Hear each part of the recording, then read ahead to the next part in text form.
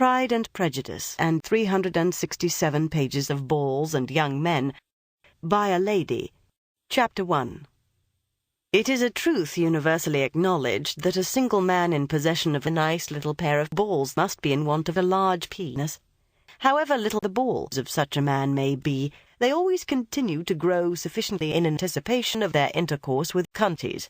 The Netherfield ladies, Mr. Bingley, his 18 sisters, and the Phillipses, the Lucases, and the officers, 2 nephews of the younger son of his Uncle Muffins, Stephen and Dean, and the husband of her brothers and sisters, a little cucumber, Mr. Dirty, and Captain Breakfast, and another young man, were all standing about in a fucking stupid manner at the Netherfield ball ages ago.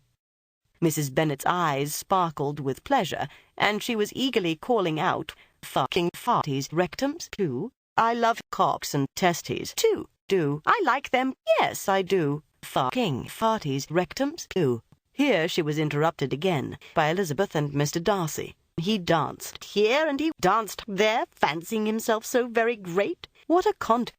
She was therefore obliged to sit down, fingering her ass-hole. "My fingers," cried Mrs. Bennet as she struck 3 into her fat fudge factory, "do not move over this instrument in the masterly manner which I see so many women's do. They have not the same force or rapidity, but then I have always supposed it to be my own fault, because I would not take the trouble of practising, because I was afraid of my art." Her colour changed, and she said no more. "It is your turn to say something now, Mr. Darcy," cried Elizabeth. "I talked about Mr. Bingley's large foreskin, and you ought to make some kind of remark on the stiffness of the dick, or the size of the room, or the number of couples, or the number of peaches, or the number of porridge, or the number of... Perhaps by and by," she added, "I may observe that Spanish balls are much pleasanter than French ones. Or at least you could say something about my fucking sister Mary.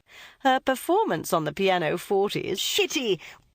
La, la, ah," sang Mary.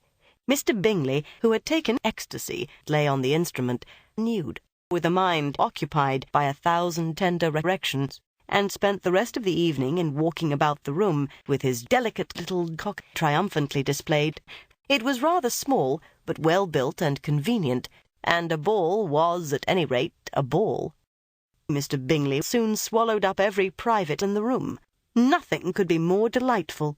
To be filleted by a young man of frisky capers and a nice, noisy, boisterous behind, and of beautiful, honourable, noble, respectable, agreeable, gentlemanlike whole, and 2 elegant nuts, each of them infinitely superior to one another. His character was decided. Mr. Bingley was a blow-job master. He smiled, looked handsome, he sucked every pee, and said many pretty things, and talked of giving one to himself at Netherfield. "He is as fine a fellow," said Mr. Bennet, "as ever I saw.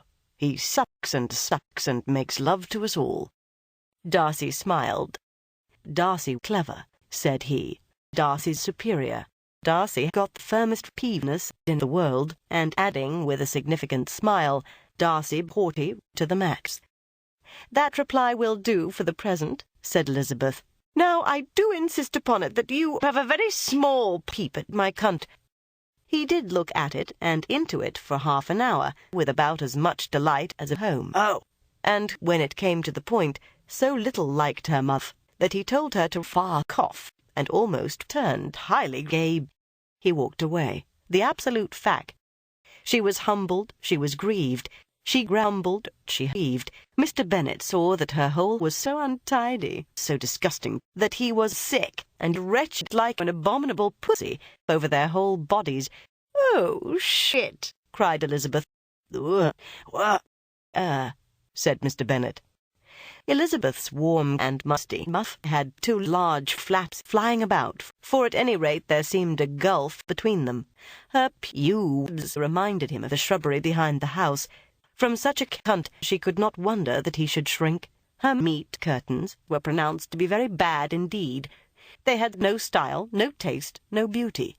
"Oh, my dear pussy," cried Elizabeth, "that is the most unforgiving stink," though she hardly knew of what.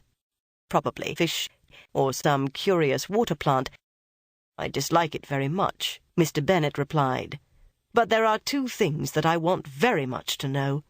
One is how to say bosom in Italian, and the other, is it bosom army?"